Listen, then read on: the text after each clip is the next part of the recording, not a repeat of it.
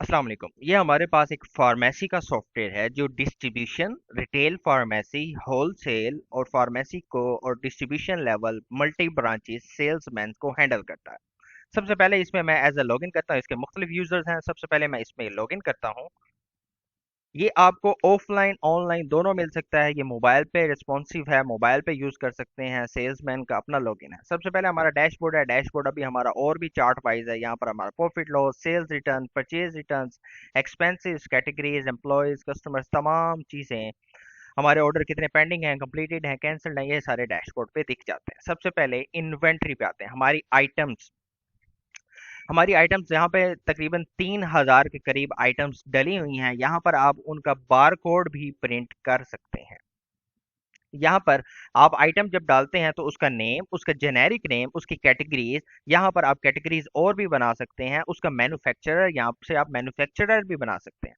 उसका bar code दे सकते हैं। पैक साइज क्या है, यूनिट पर पैक क्या है, purchasing price, selling price, reorder level, shelf location, वो किस शेल्फ में पड़ा हुआ है, वो इज कैजुअल अ ड्रग है, टैक्स एग्जेम्प्टेड है, या उसका कोई निक नेम अगर आप देना चाहते हैं, जैसे कोई पैनाडोल की आ जाती है तो उसको हम सर दर्द की गोली का नाम देना चाहते हैं तो दे सकते हैं। यहाँ पर हमारे पास तकरीबन 3000 के करीब मेडिसिन डली हुई हैं। अच्छा, जब भी आप आइटम्स डाल रहे होते हैं तो इसके अंदर आप निक नेम्स, टैक्स को भी हैंडल कर सकते हैं। सबसे अगला फॉर्म हमारा स्टॉक समरी है। स्टॉक समरी में हम उसकी समरी बना सकते हैं कि किस कैटेगरी को हमने देखना चाहते हैं, किस मैन्युफैक्चरर को देखना चाहते हैं, किस शेल्फ लोकेशन पे देखना चाहते हैं, तो हम उस शेल्फ लोकेशन का भी डाटा देख सकते हैं। हम ऑल कैटेगरीज का डाटा भी देख सकते हैं, जिस तरह आपको दिख रहा है पैनाडोल, एबोट का 989 क्वांटिटी है हमारे पास, एवरेज कोट 55 रुपये है, टोटल स्टॉक वैल्यू इतनी है, टोटल पोटेंशियल सेल वैल्यू हमारे पास इतनी है। हमारे पास लो स्टॉक अलर्ट की भी हमारे पास एक रिपोर्ट है, जहां पर हमारे पास लो स्टॉक वाली क्वांटिटीज है। यहाँ से हम उसकी परचेजिंग लिस्ट भी क्रिएट कर सकते हैं कि किन किन आइटम्स को हमने परचेज करना है। उनकी हम रिपोर्ट को जनरेट कर सकते हैं और अपने मैन्युफैक्चरर से मंगवा सकते हैं। इस तरह हमारे पास बैच एक्सपायरी, कौन सी बैचेस हैं जो हमारे एक्सपायर हैं, वो हम यहाँ से देख सकते हैं।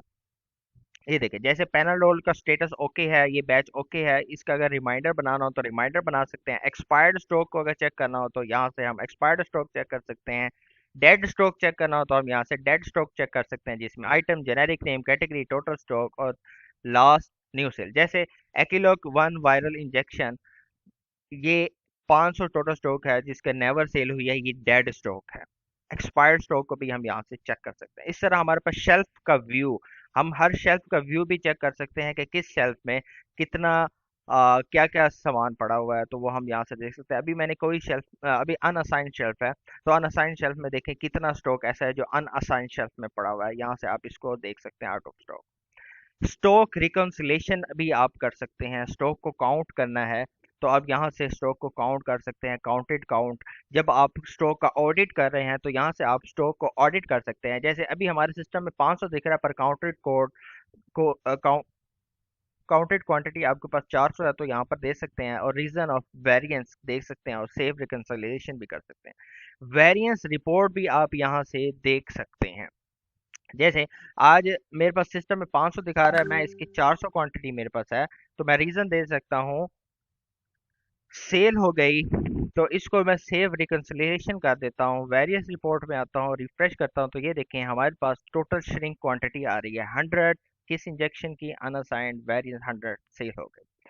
यहाँ से हमारे पास डैमेज रिपोर्ट, हमारे पास डैमेज रिपोर्ट भी है। कौन से स्टॉक जो डैमेज हो चुका है वो यहाँ से हम देख सकते हैं। यहाँ से हम डैमेज की एंट्री भी कर सकते हैं। मिसाल के तौर पर एक्यूलेट वायरल इंजेक्शन, बैच इसका ये, क्वांटिटी इसकी 2, वैल्यू लॉस इतनी हुई, रीजन गिर गया था, date reported by admin, save damage. यहाँ से हम डैमेज को सेव भी कर सकते हो, हमारे यहाँ डैमेज दिखता है।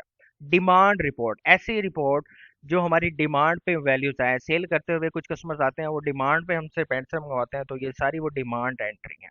रीऑर्डर बाय मैन्युफैक्चरर, हम यहाँ पर मैन्युफैक्चरर को सिलेक्ट करते हैं और उसकी रीऑर्डर मंगवाने वाली तमाम अद्वियात आ जाती हैं, और यहीं से हम उसकी प्रिंट ऑर्डर लिस्ट भी निकाल सकते हैं जो हम मैन्युफैक्चरर को दे सकते हैं और उससे उस चीज़ का ऑर्डर मंगवा सकते हैं। इसी तरह अब हम आ जाते हैं सेल्स में। हमारे पास सेल्स पीओएस है। ये एक कंप्लीट स्क्रीन है जिसमें आप चीज़ों को सर्च कर सकते हैं, आपको रियल टाइम उसकी क्वांटिटी, आउट ऑफ स्टॉक, ये सब कुछ मिलता है। यहाँ से आप उसको बार कोड से भी सर्च कर सकते हैं, यहाँ से आप उसको उसके कोड से भी सर्च कर सकते हैं, उसके निक नेम से भी सर्च कर सकते हैं। ये देखिए, जैसे ये इस बैच की पड़ी हुई हैं वो हमने मंगवा ली। यहाँ पर डिमांड एंट्री भी हो सकती है, जैसे मैंने आपको बताया था किस आइटम की आपने डिमांड एंट्री करवानी है, तो यहाँ से आप डिमांड एंट्री कर सकते हैं। तो वो डिमांड एंट्री वाले फॉर्म में शो हो जाएगी। जैसे अब मैं इसकी डिमांड एंट्री 10 कर सकता हूँ, customer name Ahmed, phone number, save कर सकता हूँ। ये मैंने एक डिमांड एंट्री की है। अब ये पैनाडोल है, ये हमारी कैश पे है, हमारा ये वॉक इन कस्टमर होगा, सेल मैन कुछ नहीं होगा, फुल कैश पे होगी, और इसको कंप्लीट सेल करके यहाँ से हम अपना प्रिंट भी निकाल सकते हैं और न्यू सेल स्टार्ट हो जाएगी। अगर इसी तरह मैं आपको डिमांड एंट्री जो अभी हमने बनाई थी उसको रिफ्रेश करके देखता हूँ, तो ये देखिए ये हमारी एक डिमांड एंट्री है। व्यू डिटेल्स करके देखते हैं, यहाँ से हम उसको रिमाइंडर भी भेज सकते हैं कस्टमर को कि आपकी डिमांड एंट्री आ गई है। यहाँ से हम उसको कर सकते हैं कि ये क्लियर हो चुकी है। सेल्स लिस्ट में हमारे पास ऑर्डर लिस्ट है। यहाँ पर ऑर्डर लिस्ट को हम तमाम तरीकों से देख सकते हैं। यहाँ से व्यू बिल कर सकते हैं, यहाँ सर उसको कैंसिल ऑर्डर कर सकते हैं, उसका स्टेटस को सेट कर सकते हैं कि पेड हुआ या नहीं पेड हुआ। यहाँ से हम उस चीज़ को सारा कुछ हैंडल कर सकते हैं। हमारे पास सेल्स रिटर्न है। किसी भी इन्वॉइस को अगर हमने रिटर्न करना है तो उस इन्वॉइस को सर्च करके उसको यहाँ से रिटर्न कर सकते हैं। जैसे कि हमारे पास एक इन्वॉइस है, इन्वॉइस 003। इसको मैं लेता हूँ, सेल रिटर्न में लाता हूँ, यहाँ से सर्च करता हूँ, तो ये इनवॉइस है, इसको मैं सेलेक्ट करूंगा तो यहाँ से हम चीज़ों को रिटर्न भी कर सकते हैं, रीज़न दे सकते हैं, रिटर्न डेट दे सकते हैं, कोटेशन बना सकते हैं। कुछ क्लाइंट आते हैं वो सिर्फ कोटेशन मांगते हैं, तो हम उनको सिर्फ कोटेशन बनाकर भी दे सकते हैं। परचेजेज में आ जाते हैं। परचेज में हम सप्लायर देते हैं, इनवॉइस नंबर देते हैं, परचेज डेट देते हैं, पेमेंट टाइप देते हैं, कैश और क्रेडिट पे भी हम माल परचेज कर सकते हैं। यहाँ पर हम ऐड लाइन करते हैं, आइटम, बैच नंबर, उसकी एक्सपायरी, क्वांटिटी, परचेज प्राइस और लाइन टोटल क्या बनता है। यहाँ पर आपकी तमाम परचेज हिस्ट्री यहाँ पर आपको दिख जाती है, कैश पर, क्रेडिट पर। हमारे कस्टमर्स, हमारे तमाम कस्टमर्स यहाँ पर आपको दिखते हैं। यहाँ पर हमारे कस्टमर का लेजर आपको दिख सकता है कि किस किस कस्टमर का लेजर है। आप किसी भी कस्टमर को सिलेक्ट करके उसका लेजर देख सकते हैं। जैसे इस कस्टमर का 5,000 की क्रेडिट की लिमिट है, क्रेडिट रिमेनिंग 5,000 रुपये, और आप हर कस्टमर का लेजर देख सकते हैं। सप्लायर्स बना सकते हैं, सप्लायर्स का लेजर देख सकते हैं। दूसरी मुख्तलिफ पार्टीज आपके, और भी मुख्तलिफ पार्टीज हो सकती हैं, आप उनका लेजर देख सकते हैं, बना सकते हैं, कॉन्टैक्ट्स बना सकते हैं। आप यहाँ पर अपने कॉन्टैक्ट, दूसरे कस्टमर के कॉन्टैक्ट्स को भी हैंडल कर सकते हैं। टीम्स, आपकी एम्प्लॉयज़, आप अपने एम्प्लॉयज़ भी बना सकते हैं, जैसे सेलमैन, उनका पे रोल हैंडल कर सकते हैं। आपके सेल्समैन अलग बनते हैं, आपके एम्प्लॉयज़ दूसरे होते हैं जो आपकी शॉप पे काम कर रहे हैं, सफाई वाला, दूसरे तमाम दूसरे लड़के। सेल्समैन आप बना सकते हैं, सेल्समैन की परफॉर्मेंस रिपोर्ट चेक कर सकते हैं कि उसने किस तरीके से किस तरीके के दरमियान कितनी सेल्स की, उसको कमीशन भी दे सकते हैं। सेलमैन बनाते वक्त आप उसकी कमीशन को हैंडल भी कर सकते हैं, परसेंटेज में आप बता सकते हैं कि इसको कितनी परसेंटेज देनी चाहिए। अकाउंटिंग में आपके पास चार्ट ऑफ अकाउंट आ जाता है, आपके पास general vouchers, bank accounts, cash in hand, opening balances यहाँ पे हैंडल कर सकते हैं, trial balances, balance sheet, profit loss, yearly closing भी यहाँ पर आप हैंडल कर सकते हैं। आपके फाइनेंस में आपके एक्सपेंसेस, अगर आप सिंपल एक्सपेंस हैंडल करना चाहते हैं, चार्ट ऑफ अकाउंट से हैंडल नहीं करना चाहते हो, तो आप यहाँ से सारे अपने हैंडल कर सकते हैं। आपकी यूटिलिटीज एक्सपेंसेस, पेट्रोल, आपका रेंट, आपकी हर चीज़ें यहाँ पर हैंडल कर सकते हैं। एक्सपेंस रिपोर्ट आप यहाँ से देख सकते हैं। आप यहाँ से लोन मैनेजमेंट को भी हैंडल कर सकते हैं, और अपने पार्टनर्स को भी यहाँ पर आप हैंडल कर सकते हैं। आप अपने हर पार्टनर को एडिट करें और उसकी कैपिटल इन्वेस्टेड और उसका शेयर हैंडल करें, तो उसके दरमियान में आपका प्रॉफिट डिवाइड हो सकता है।